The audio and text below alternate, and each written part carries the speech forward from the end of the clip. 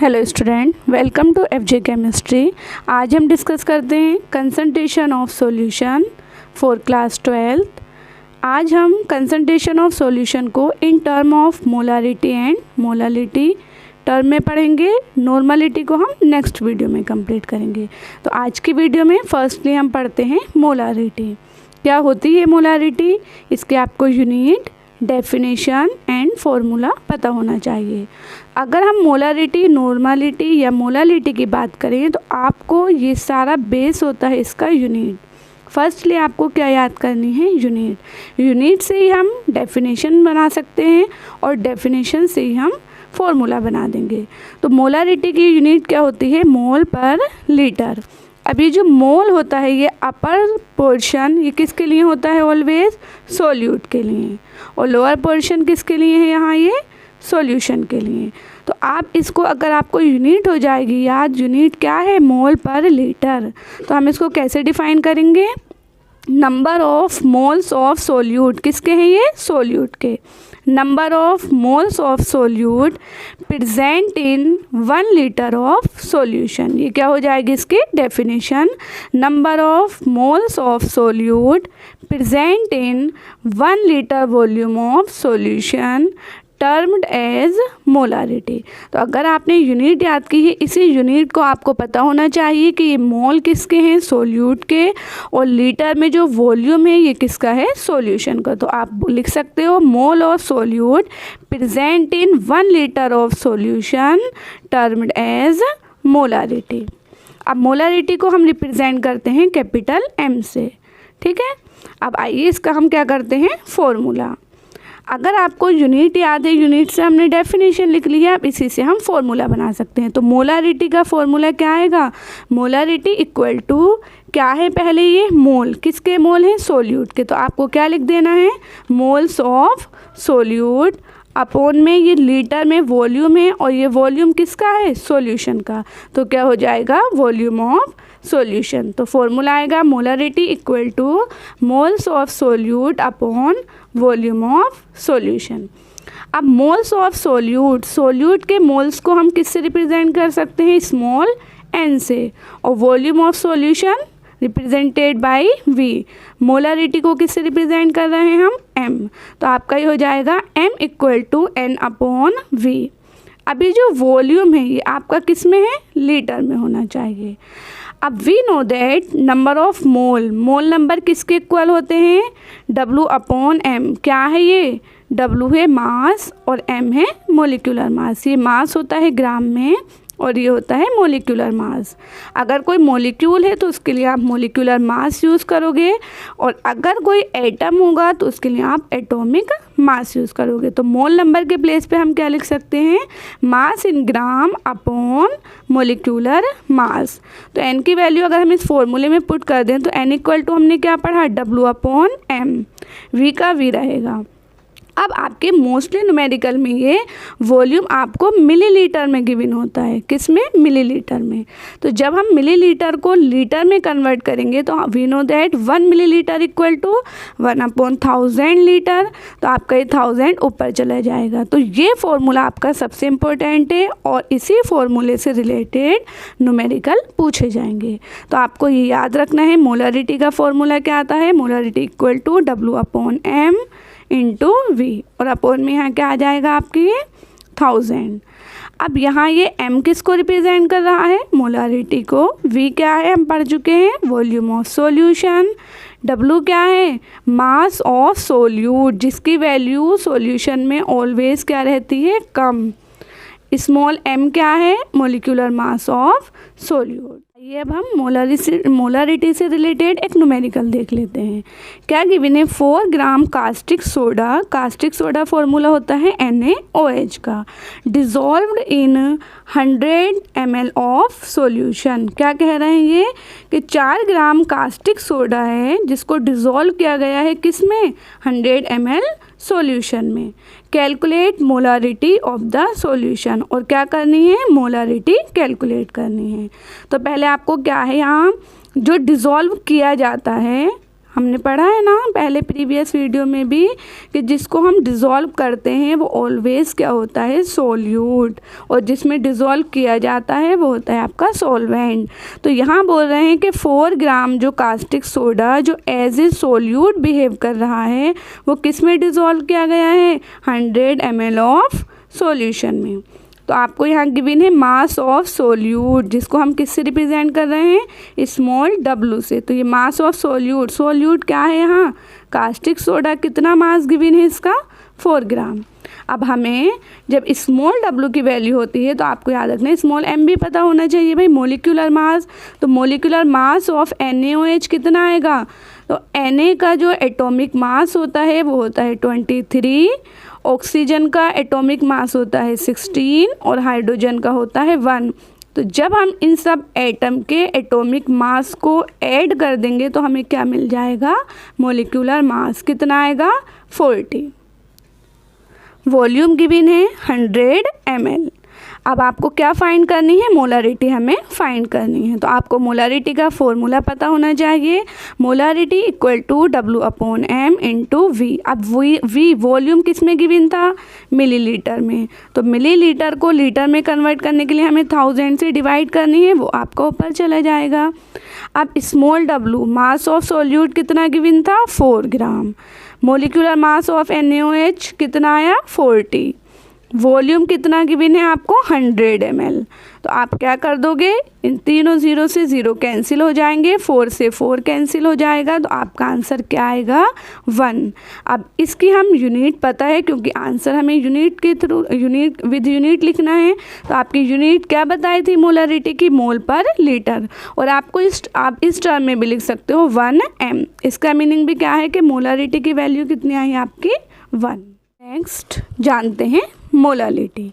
Molality क्या होती है, तो पहले मोलालिटी की आपको यूनिट पता होनी चाहिए। जिस टाइप से हमने मोलालिटी की यूनिट क्या पढ़ी, मोल पर लीटर।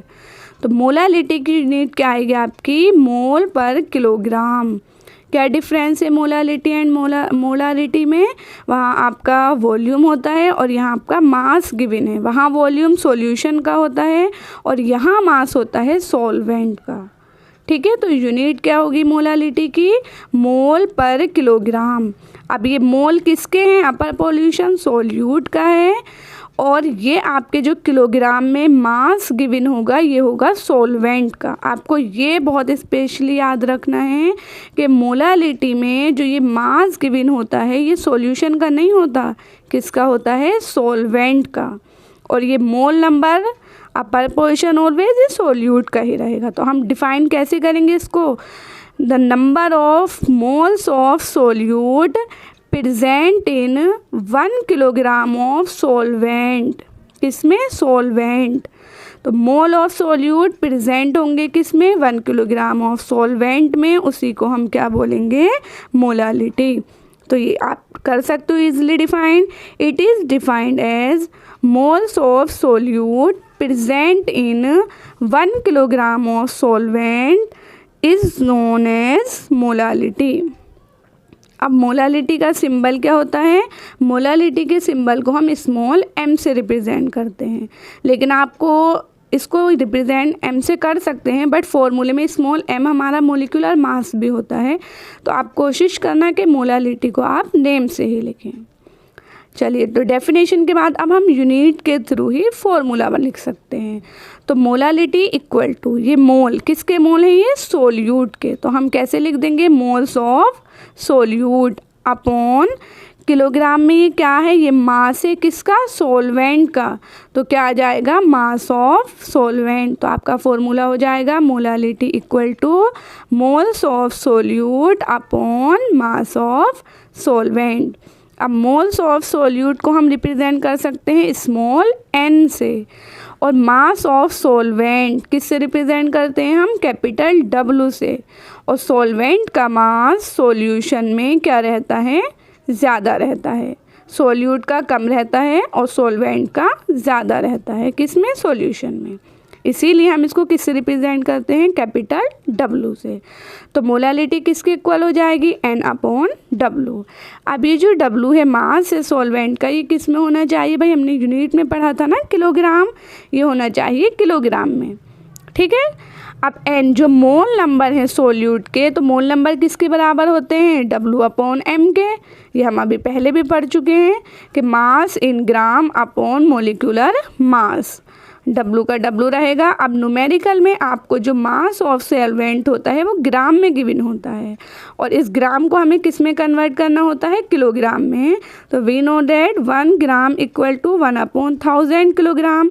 तो जब 1/1000 लिखेंगे तो वो कहाँ चला जाएगा, अपर पोर्शन के साथ।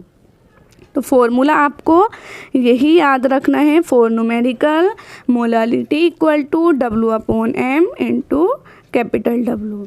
अब यहाँ आपके स्मॉल w और कैपिटल W आपको क्लियरली पता चल चुका होगा। स्मॉल w क्या होता है, मास ऑफ सोल्यूट, और कैपिटल W क्या रहेगा, mass of solvent. Small m क्या है यहाँ, मोलिकुलर मास ऑफ सोल्यूट। अब यहाँ मास की दो वैल्यू आ गई हैं, जो मास इन ग्राम में होगा उसकी दो वैल्यू हैं, एक सोल्यूट के लिए होगा और एक सॉल्वेंट के लिए। तो आपको न्यूमेरिकल में याद रखना है, जब दो वैल्यू ग्राम में गिवन होंगी तो जिसकी वैल्यू कम होगी वो स्मॉल w की होगी, और जो वैल्यू मैक्सिमम ज़्यादा होगी वो किसकी रहेगी, कैपिटल W की। ये हम मोलालिटी से रिलेटेड एक न्यूमेरिकल देख लेते हैं। Find molality of 20 gram NaOH dissolved in 100 gram water. क्या कहा जा रहा है, क्या फाइंड करनी है, मोलालिटी किसके लिए, कि 20 ग्राम NaOH जो ये सोल्यूट है वो डिज़ोल्व किया गया है 100 ग्राम वाटर। तो यहाँ आपके देखो ग्राम में कितनी वैल्यू गिवन है, 2। तो हमने आपको बता चुके हैं पहले कि जो वैल्यू कम होगी, जिसका मास कम होगा, वो किसके लिए होगी, सोल्यूट के लिए, और जो ग्राम में वैल्यू मैक्सिमम होगी वो किसके लिए होगी, सॉल्वेंट के लिए। उसके अलावा आप ऐसे भी समझ सकते हो कि NaOH डिज़ोल्व किया गया है वाटर में, तो जिसे डिज़ोल्व करते हैं वो किसके लिए होता है, सोल्यूट के, और जिसमें डिज़ोल्व किया जाता है वो क्या होता है, सॉल्वेंट। और water is a good solvent in universe, तो आपको पता ही है वाटर मोस्टली सॉल्वेंट की तरह बिहेव करेगा।